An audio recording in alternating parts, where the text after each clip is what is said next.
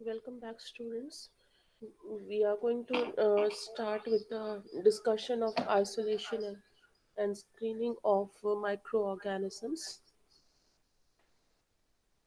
So, this is the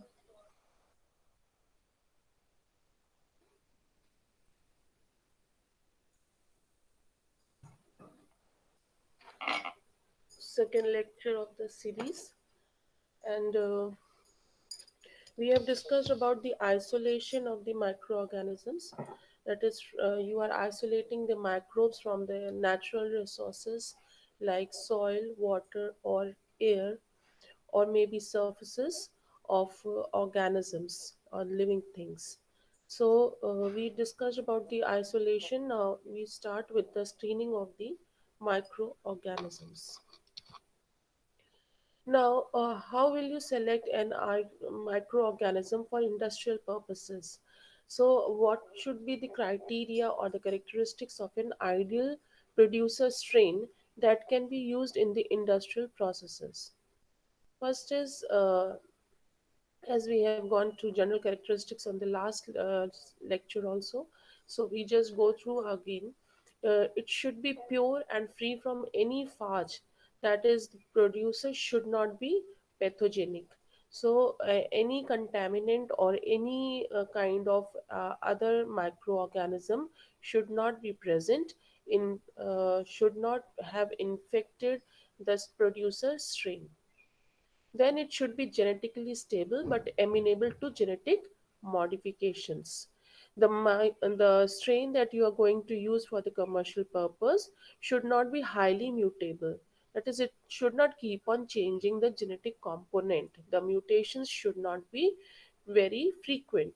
So that the producibility, the ability to produce the product is not uh, deviated from the set norm. But if you want to modify the organism, if you want to do any kind of recombinations in the organism, then it should be amenable to those modifications. Then the nutritional requirements should be minimum, that is, the microbes should survive on the available resources in that area where you want to put up the production process. It should not have very high requirements for any specific hormone or vitamins or any other kind of substance that could definitely increase the cost of the nutrient media. So it should survive on the cheapest available resources. Then it should produce both vegetative cells and spores. So that is very important because uh, you are having the product formation in both the stages. That is, if you are talking of the primary metabolites, then it is more uh, during the growth phase, the higher growth phase. And if you talk of the secondary metabolites, then they are more towards when the population has stabilized growth and it is growing in size rather than in numbers. So at that time, the s- multiplication or the spore formation is not very essential. So it should produce both vegetative cells as well as spores, so that there should be an choice that which growth phase you want to prefer depending upon the type of product that you want to harvest. Then it should grow vigorously after inoculation in the seed stage vessels. That is, the phase after the inoculation should be minimum, and the available media components should support a very good growth. Then it should produce a single valuable product and no toxic byproducts. So if you are trying to synthesize some kind of organic acid, suppose, then mostly these organic acids may be occurring from some kind of metabolic process. So in that metabolic process, maybe it is not the only organic acid that is being produced, but many other uh, acids are also being produced. So this will definitely reduce the concentration of the product, and the product will also not be a pure product. In addition, maybe there may be some other products that are toxic for the organism or the consumer who will consume the products. So there should not be any byproducts that would create toxicity. The product should be produced in minimum duration. That is, it should take least time to increase the efficiency of the process. The product formation should be in minimum time. Then it should be amenable to long term conservation. Now if you want to produce to conserve as producer strain, then it should can be easily conserved, that is either in the slant cultures or in powder form or in some kind of other liquid media or solid media. But the strain should have nice time duration or shelf life when you want to conserve it.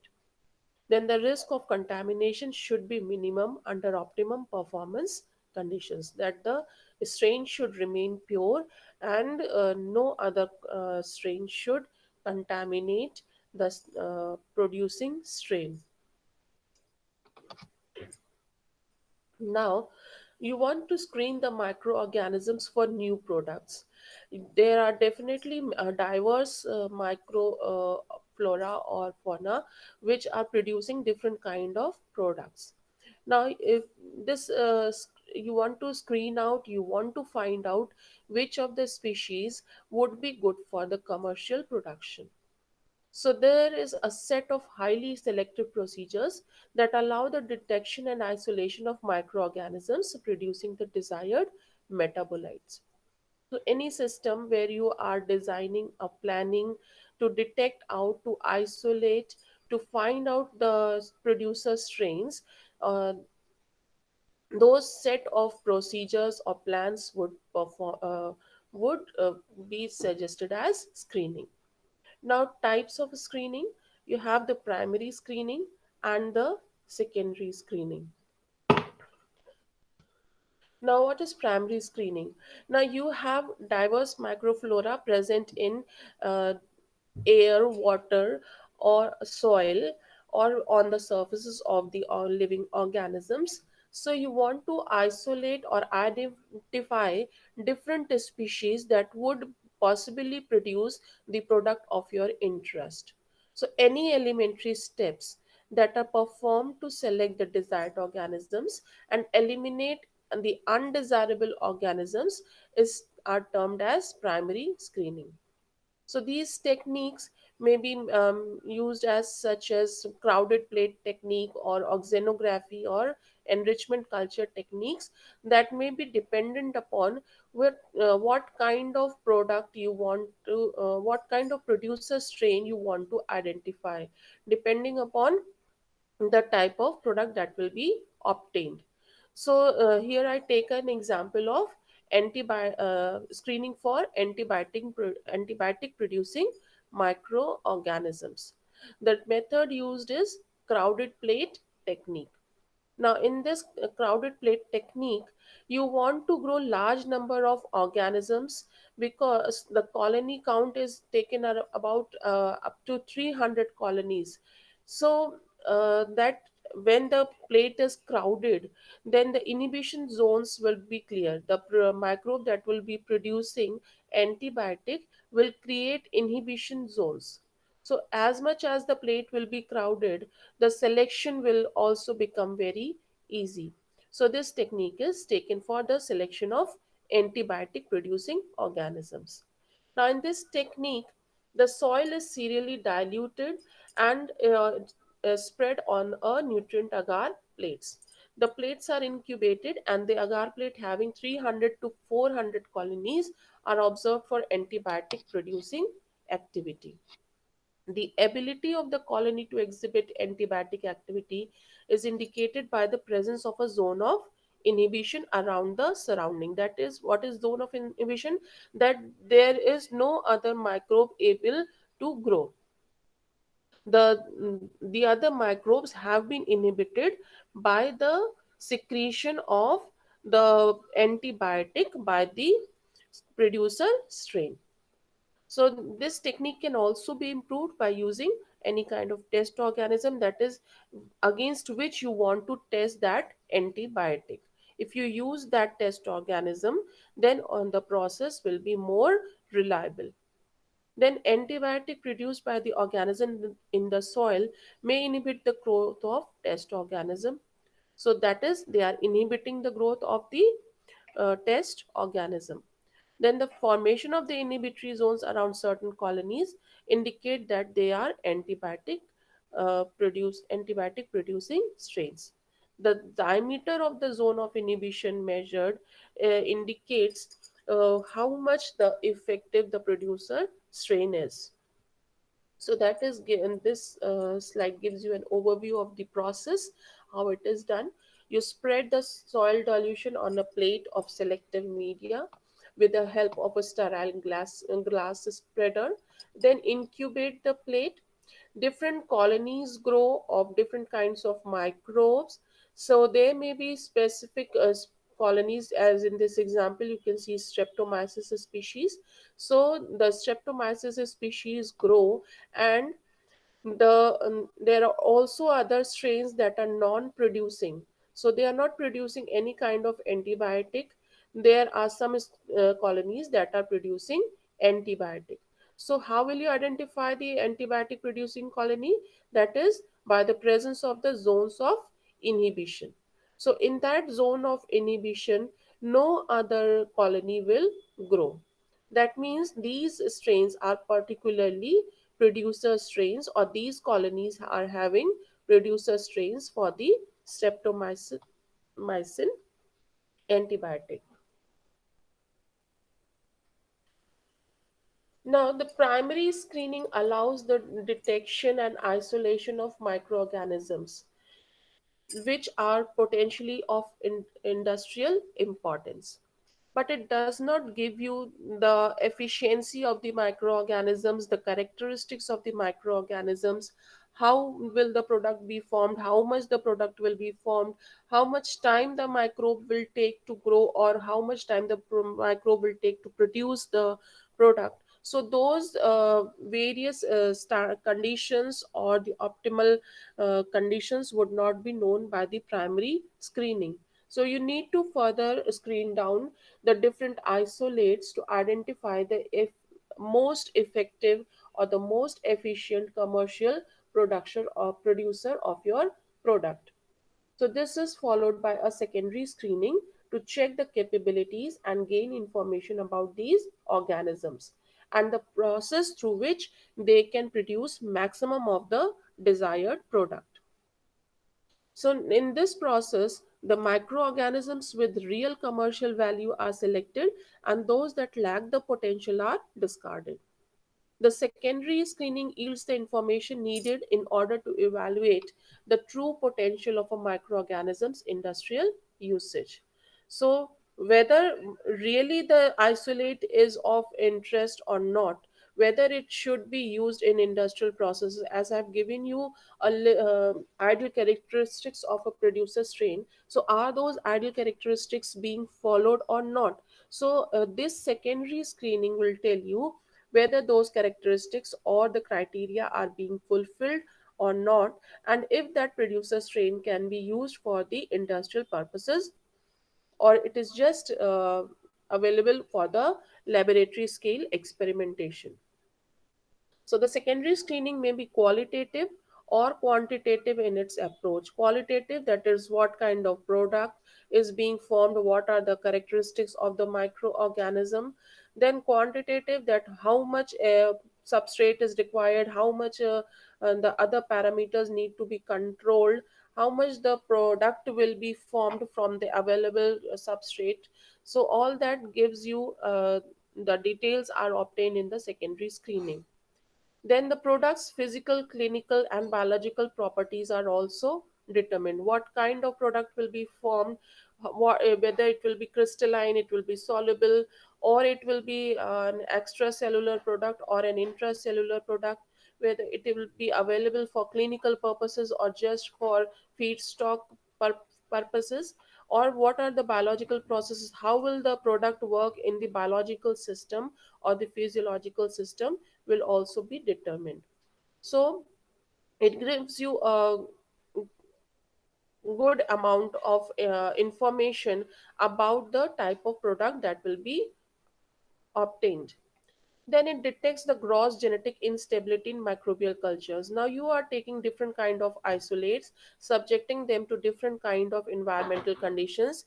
You are varying the conditions. Maybe sometimes you are varying temperature, sometimes pH, sometimes you are depleting some kind of nutrient or adding some kind of specific nutrient.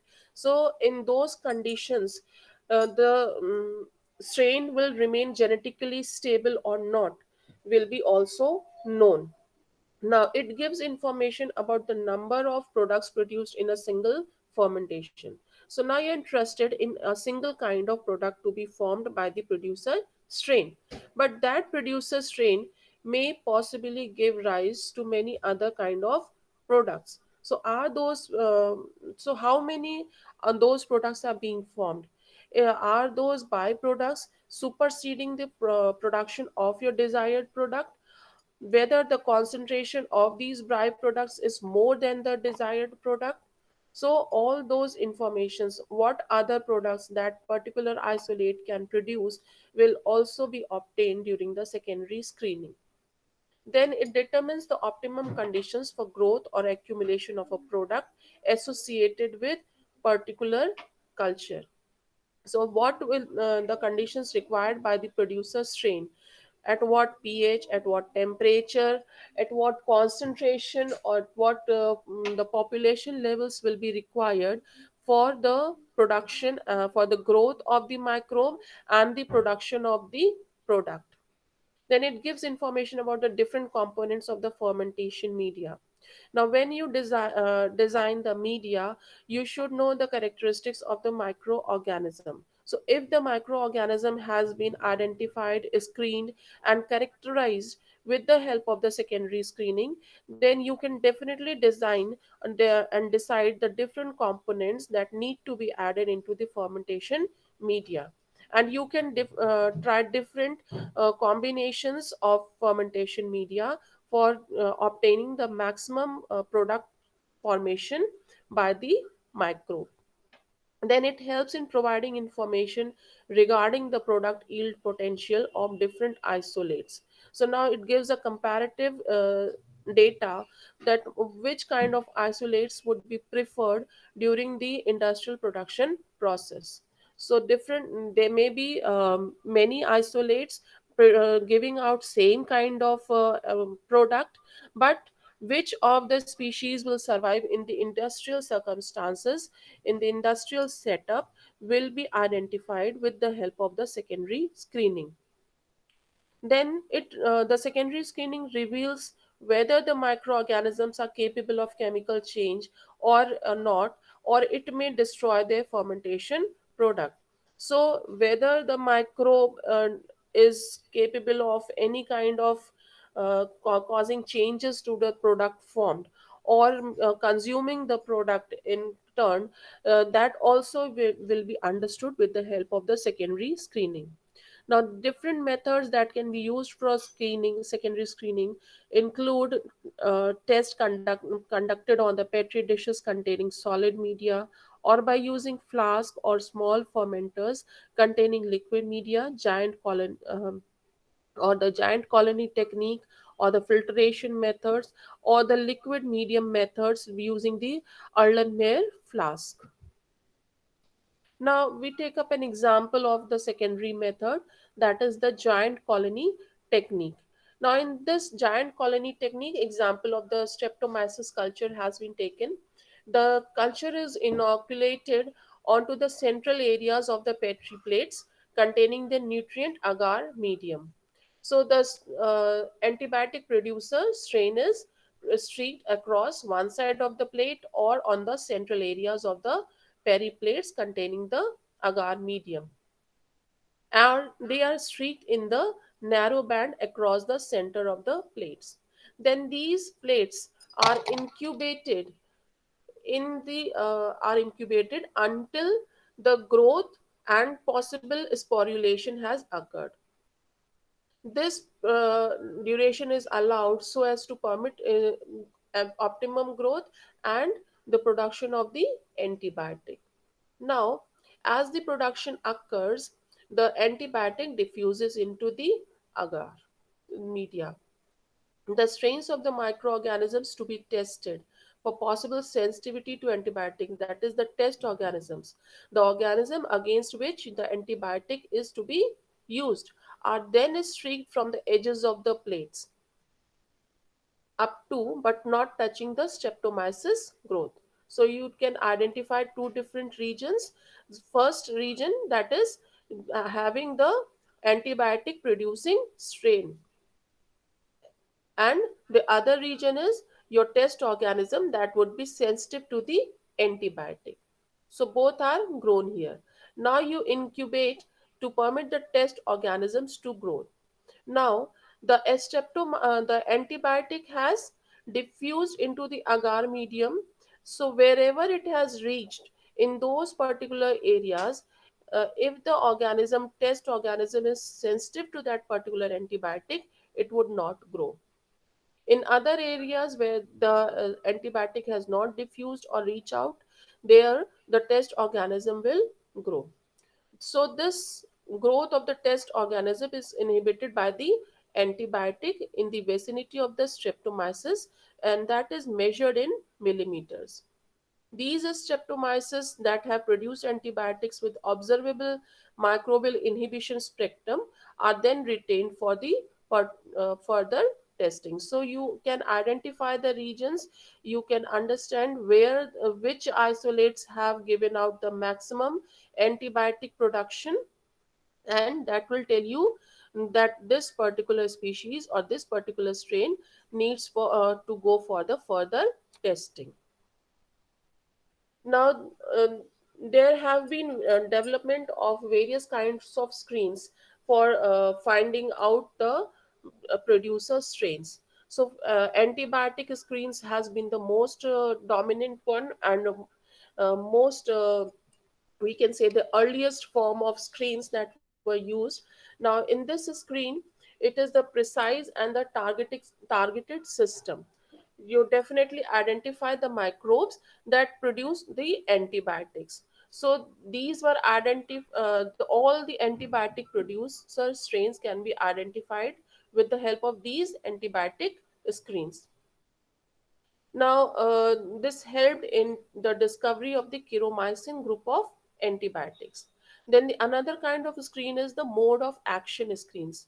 Now, when the what kind of action the antibiotic will initiate in the test organism, that is whether it will stop the cell wall biosynthesis, or it will obstruct the assembly of the cytoskeletal elements, or what kind of action it will be having, or what physiological effect the antibiotic will have on the test organism. That mode of action of the product will tell you which kind of microbe or the strain can be isolated. So that led to the discovery of the beta lactam group of antibiotics. Then the mechanism based screens. Now, when the antibiotics were administered, then for to the test organism, in course of time, the resistance was arising. There were increasing instances of antibiotic resistance. So that development gave rise to the mechanism based screens. So example was the discovery of the clavulanic acid. Then inhibitory enzyme based screens. Now these screens are based on the logic that if the human enzyme is inhibited by a product in vitro, then that product will do so in vivo also. So if an antibiotic has been tested against a human's enzyme, and that enzyme production has been reduced in the experimental setup, then it is assumed that same action will be observed in the physiological setup also, in the living system also. So based on that assumption, this is inhibitory enzyme based screens were developed. Then the receptor ligand binding assays, the antibiotics would bind, or the some kind of hindrance will be created, and they will bind to the receptor and make it less accessible for the growth factors or some growth promoting proteins. So these receptors are being blocked, and the this blockage of receptors by these antibiotics, they that may require very little quantity to be effective, so that increases the preference for the selection of screens on this basis. Now, what are the recent developments, or what are the innovative screens that can be now used? Now, the provision of the test organisms with increased sensitivities or resistance to known antigen, to known agent, also increases the development of some kind of new innovative screens. The cloning of the genes for enzymes or receptors for use as inhibitors or binding screens has also led to the development of better uh, screening methods. Then the development of reporter gene assays is also improving the techniques for development of screening procedures. The molecular probes for particular gene sequencing, it may also enable the detection of organisms capable of producing some kind of specific group of products. Then the immunological assays like ELISA also helps in the helps in the innovations or development of better screening methods. Thank you.